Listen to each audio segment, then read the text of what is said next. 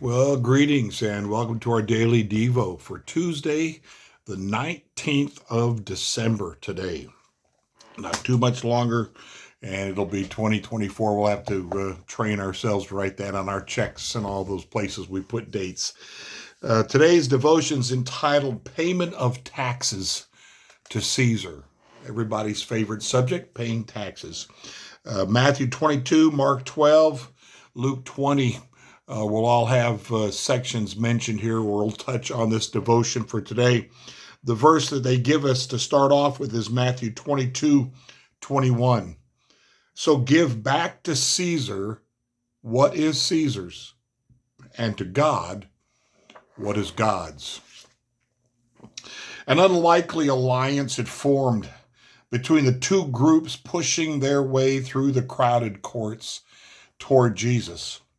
The Pharisees and Herodians generally saw the world differently, but they had this in common: a distaste for the popularity of Jesus.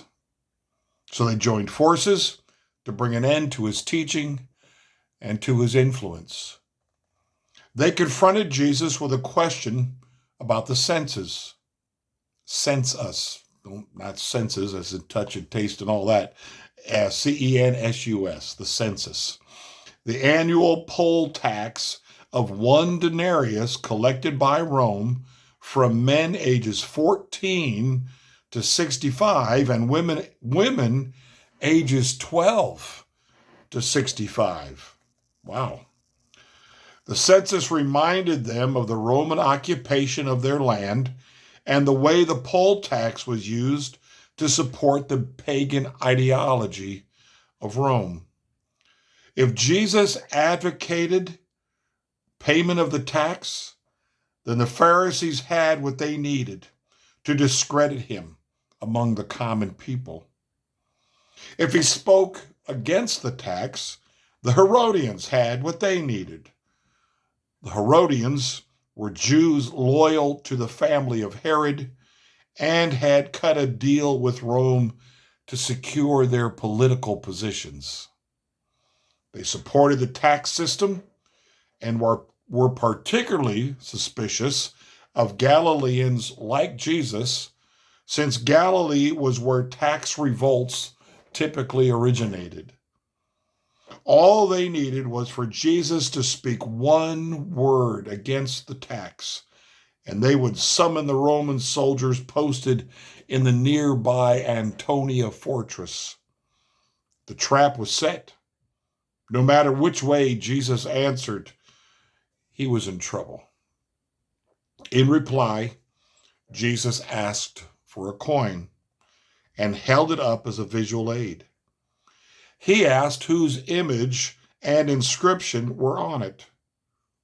Even those too far away to see knew the answer because they had personally handled such a coin.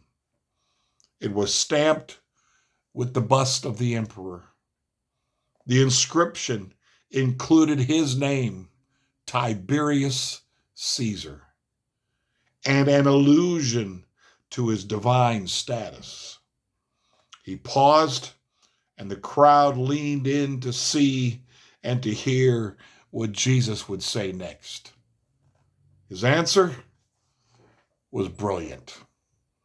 Jesus did not give a comprehensive lecture on the relationship between his followers and the state, but in a single sentence, he turned an either-or question into a both-and answer. As we read earlier, so give back to Caesar what is Caesar's and to God what is God's.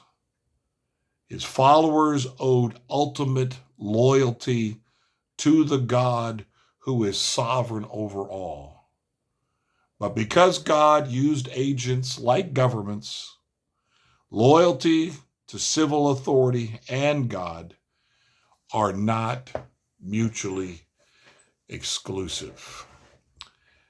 Here is a lesson desperately needed to be listened to in our day with our trite responses and things we share on our social media posts to the arguments we have about the church and state and all of those things. We give to the government what is theirs. They're our government. They're elected officials, whether we like them or not, respect them or not, trust them or not.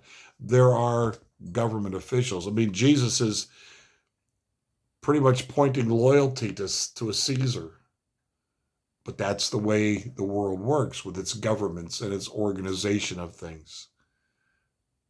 Now, of course, giving to God what belongs to God involves us personally, involves our hearts, our souls, our minds, everything about us. In that sense, we give to Him. We don't use it as an excuse to violate the government, nor do we follow the government and all of their laws if those laws force us to not give to God what belongs to Him. Yes, is it a tricky deal? For sure. It's a balance. We have to be careful how we carry these things out. But this is an excellent devotion today in my mind. This is a standard for Christians to go by.